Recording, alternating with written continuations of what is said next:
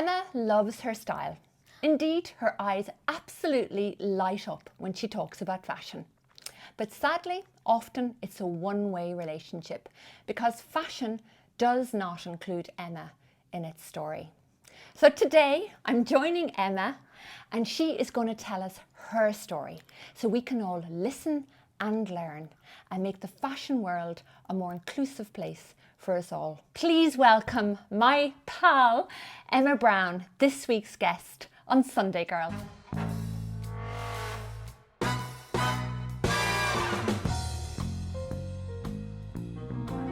Over to you. Hello, how are you? And Emma, you adore fashion. Yeah. So tell us first of all, when do you first remember kind of saying, oh my gosh, I absolutely love fashion? Or is it something that was just inside you all the time? All the time. I've always loved fashion and design and like looking at different clothes, looking at different shoes. The online retailer, I hope we're pronouncing this right, Zalando, Yeah. have this week announced that they are including in their main collections on-trend pieces for people with disability. Yeah. And I mean, that's obviously like A big move. opening. A big move because that wasn't there before, if you know what I mean. That was never there before. 20 years ago, you would rarely see curvy women used in fashion campaigns. But until very recently, you didn't see a wheelchair. No, you person didn't.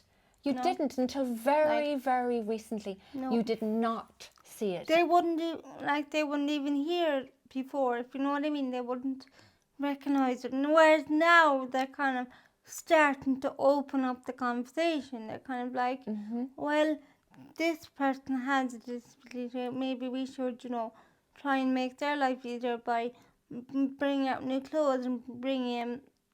But also showing people with disability with everybody else in campaigns so that we are all together. Yeah. And that, we make this a more inclusive fashion world for us as well. You feel that, if you were to talk out there to fashion retailers, and again, we all, have certain budgets and we all want to buy on-trend pieces. Yeah. I mean, your tips to them would be to create a jacket that had a removable lining inside that jacket, so it didn't constantly get caught. Rip or get caught in the lining.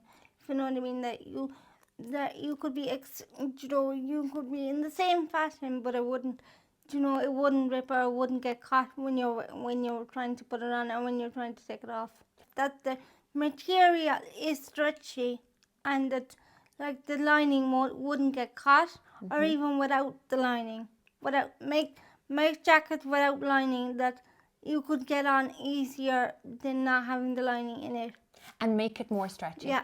Okay, so put more kind of more lycra or more stretch, more elastin into the product so that it's easier. So essentially we're talking about it being easier to get on and off, but to still have the same fit. Yeah, and to still have the same design without the jacket tearing. Okay. Talking about shopping, and I know there's nothing like going into a store and looking at the latest styles, but what would improve your experience when you're out and about? It would actually improve my experience if the dressing room was big enough that I could try on the clothes and I could say, oh great, this is great now because the dressing room is big enough to fit the wheelchair in, and that I could try on my clothes and say, oh, great, this fits. And at least then I don't have to come home. They have to bring them home with you, try them on with all the labels, and then return them. So you can actually try them on in the shop. So bigger, roomier dressing rooms are really, really important. Not just access to them, but the actual dressing room itself. Yeah. Simple changes is all you're asking for. Yeah. You're just asking for more elastin in the product, maybe hidden zips to give you a better fit at the back, and then to just be very obvious about the linings. To take the lining out of the sleeves or to have detachable lining. Or even simple or changes. even just leave the jacket without lining, and it can be a jacket without lining and it can be still in fashion. Yeah, it can still be the exact same jacket except it's sold without lining. Were you a candidate in the Kerry Rose? Yeah. Tell us a little bit about that. I absolutely loved that because I dressed up in all different outfits for it. And tell me, where did you get the clothes for that? And I bought two dresses in simplicity, and I borrowed in the rest of them because they were all different outfits for different occasions. So I couldn't kind of like, it was expensive at the time, so I kind of borrowed them from. And that's what I heard before we came in, and we found out what a small world it is because Yeah. a lady who runs Nadine Hats, who I met over Fashion Week, did your hair. Chris Morgan did it. Chris did it. Of course, I remember Chris. Yeah. We find a picture of her. and Judy is the one that owns or runs the salon as well. They're very, very good to me every time I go in, and if I want to colour my hair, they'll colour it for me. That's and beautiful. Then I'll come home and I'll wash it out, and then but I actually got my sister to do my hair this morning. Okay. Her name is Emma Browne.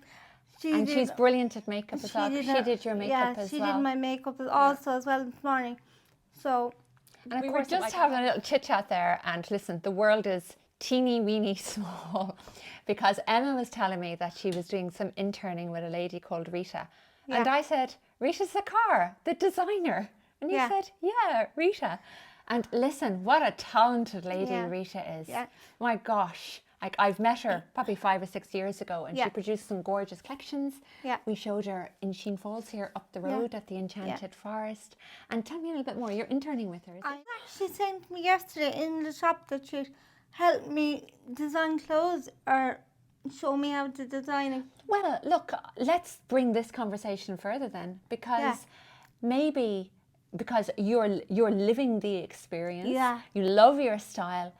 Wouldn't it be wonderful if yourself and Rita could work together? Yeah, because she said to me, create, more adaptive clothes. Yeah, because she said to me yesterday in the shop, and I'm just going to say to people, when they're thinking of doing the industry, just go and do what you want to do in the fashion world, because you will meet a load of lovely new people out through it. Because when I did it now, I was, a bit nervous, but you meet a load of people along the way, so you should just go and do it and, see where it takes you.